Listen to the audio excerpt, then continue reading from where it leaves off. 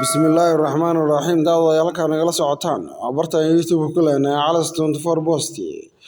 hadda jeer waxaan naga barateen wararka caalamka kuwooda ugu waaweyn gaar ahaan xiisadda ka aloosan Ukraine iyo Russia oo maanta gashay maalintii 94aad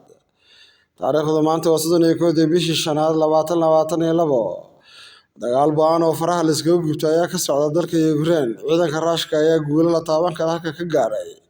dharbaaxo iyo dhabarjab ayay ku noqotay guusha ay gaareen ciidanka Ruushka reer galbeedka iyo mid la falin ah daawadayaal ciidamada Ruushka waxay soo bandhigeen tactica cusub halkaas ay geeyeen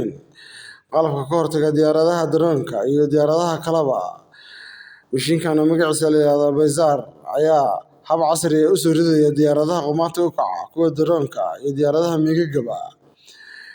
daawadayaal waxaa la arkayaa wasiirka gaashaandhigga dowladda Russia oo soo bandhigaya in ciidamada cirka lagu kordhiyay ciidankii Russia kuwaasoo fariisimaha ka fadhiyaan ciidamada Ukrainiyiintu aad u duqeyn baan ugu geystay waxaa kaloo la sheegayaa in saanada iyo raashinka iyo gaaskuba si degdeg ah loo gaarsiinayo ciidanka Ruushka ay jooga jiidaha hore dagaalku hadda wuxuu ku sii fidayaa dhinaca koonfureed iyo bartamaha dalka afhayeen u hadlay dowladda Ukraine wuxuu sheegayaa in maalintii ay ka dhimato ilaa 300 ilaa 400 askari maruu booqasho ku joogay madaxweynaha dowladda Ukraine magaalada Kharkiv ayaa waxaa loo geystay shalay toole duqeyn aad u fara badan afka ayuu qaylo ka shubtay markiina waa laga saaray halkaas waxaana loola cararay xuduudda Poland daawadayaal waxaa la soo bandhigay ciidanka Ruushka oo diyaaradaha qumaatiga u kaca jiidda hore ka dagaalamaya halkaas oo ay gaarsiinayaan ciidamadooda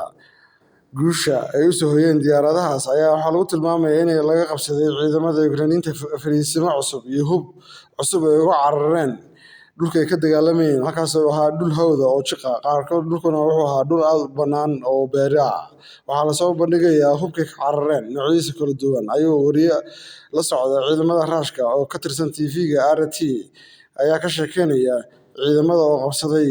fariisintii ay iska hor fadhiyeen ciidanka Ruushka iyo Ukrainiyiinta ciidanka Ruushka ayaana guul la taaban kara ka gaaray dagaalka socday wiigan iyo kii ka horreeyayba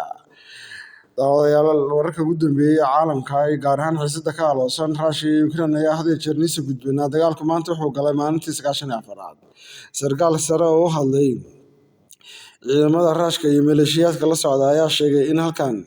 muddo 7 sano ay isku horfadhiyeen ciidamada Ukrainiyiinta waxaana ahaayeen biir kuwo aad difaac ugu jira laakiin maanta waxaan gaarnay guul la taaban karo waxaanu ka qabsanay saldhiggan oo 7 sano aan isku horfadhinay saldhiggan oo ku yaala dalka Ukraine gaar ahaan gobolka Donbas ayaa la sheegayaa in halkaas hub fara badan ay uga carareen ciidamada Ukrainiyiinta waxaana la sheegayaa tuulooyin ku dhow inay uga carareen goobta laga qabsaday daawadayaal halkan waxaa lagu soo bandhigay maantay hub aad u fara badan in halkan looga qabtay inkastoo dhaawac iyo dhimasho midna aan la soo bandhigin daawadayaal dagaalka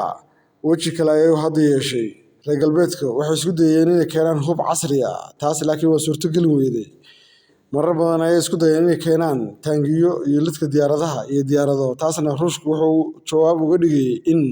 ay la kulmi doonaan dharbaaxo xun iyo dagaal la yiraahdo magaciisa escalation dagaalkaas oo ah in isku adeegsado hubka sidoo baan wax u gumada ee la yiraahdo nuclear-ka Mareykanka ayaa rifis gashaday geerka markii hanjabaad baan ay uga timid Ruushka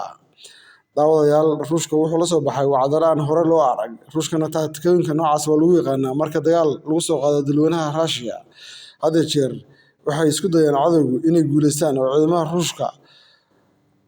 waa la soo baxsadaa laakiin dabadeed ayuu wuxuu la soo baxaa guulo aan la taaban karo iyo xirfado kale oo xagga dagaalka tacticaas oo nooceeda aan weli aysan reer galbeedku arag daawadayaal sidoo kale Ruushku wuxuu soo bandhigay diyaarada noocooda hore oo loo arag oo reer galbeedku aad ula ficileen oo ka yaabeen diyaaradahaas hore ay u taqaaneen ninku sida reer galbeedku soo bandhigin jireen waxa ka mid ahaa F-35 oo Mareykanka ahaa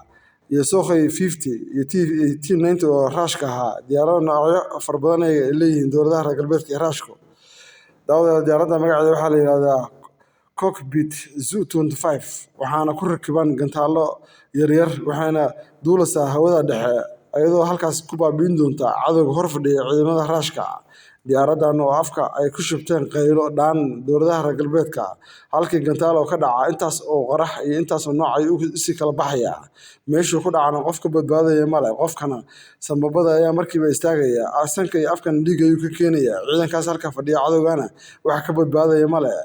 arrinkan cusub oo la soo baxay dowladda Ruushka iyo diyaaradahan casriga ayaa waxay walaac ku keentay dowladaha dariska la Ukraine iyo dowladaha Ruushka cadowga ku ahba arrinkan oo aan laga filanaynin ayaa waxay leeyihiin dowladaha reer galbeedka waa in dagaalka la joojiyaa haddana waan la galaa marka hore dagaalka ayaa dabka ku shiday mayse ogeyn laakiinse haddii aad dab shidid inuu dariska aad dab ku shidid inuu adiga ku soo gaarin doono daawadayaal wararka ugu dambeeyay ee ka soo baxa dagaalkana waxaan idila socodsiin doonaa wararkayga ilaa beritoole ilaa habeen dambe waana ku mahadsantihiin daawadayaal daawashada iyo la socodka nala socotaan barnaamijkan waxaan naga codsanaynaa la shargareeya saaxiibadiin caalamka meel walba ay joogaan idinkoo ku shargaranaya baraha bulshada sida Facebooka, WhatsAppka, YouTubeka, Instagramka iyo TikTokka, Snapchatka daawadayaal meel walba joogtaan aad iyo aad ayaad u mahadsantihiin